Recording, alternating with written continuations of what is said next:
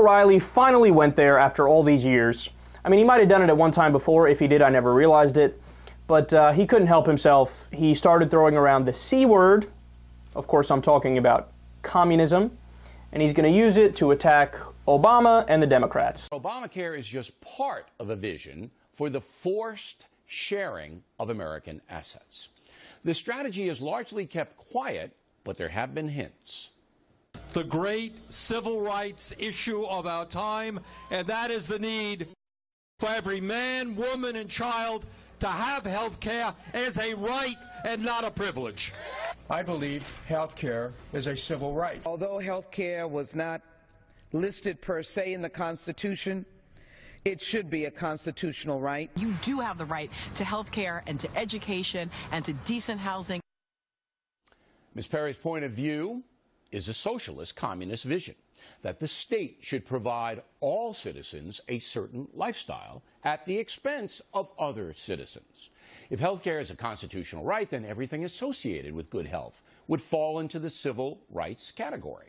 So your entire environment, house, food, clothing, transportation, mental health, would all have to be paid for by the state if you could not afford it. That's a form of communism because no country could afford those payments without seizing the assets of everybody else. Ah, yes, except all those countries that do afford those things and they're not seizing anybody's assets. And by the way, if you're willing to be literal about it, seizing assets, that's like taxes. Everybody pays taxes. Anybody who works pays taxes. So what, is that, a form of robbery or theft or burglary or larceny?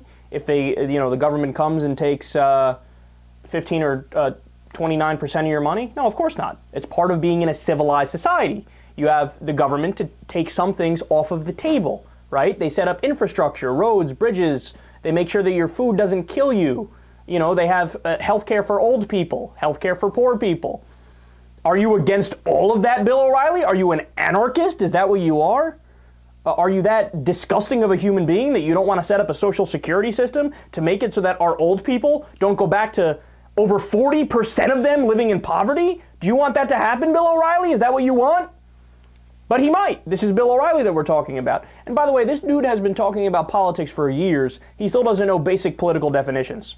So did you see what he did there? He argued that any government program at all means you're a socialist or a communist country. You're a communist country because you have some government.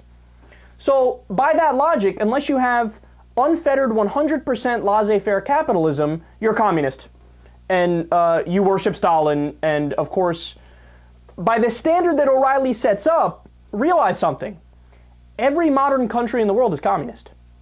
By his standard that he just set up, he seriously argued that if you have universal health care, that's communist. That's communist.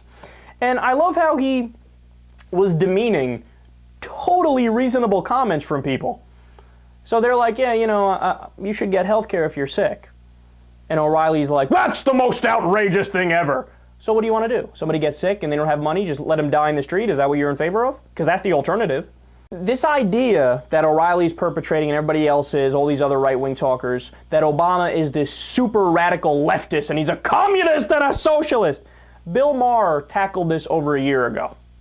If Obama were as radical as they claim, here's what he would have already done.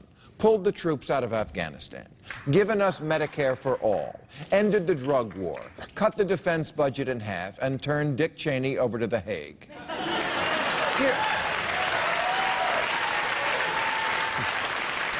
Here's what Obama actually did. He cut taxes and spending. Look at this graph. These bars show the growth in federal spending for each president. Obama is at the bottom. Yes, the black man's is the shortest. Oh, my God. He didn't go on a spending spree. He didn't break up the too-big-to-fail banks. They've only gotten bigger and failier. That's not what liberals wanted, that's what conservatives wanted.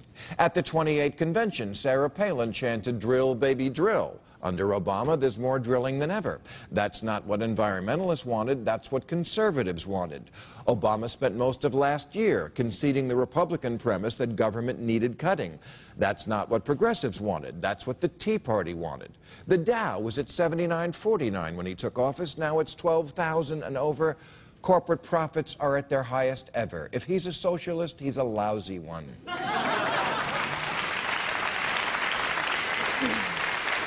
He could not be less threatening if he was walking home with iced tea and Skittles.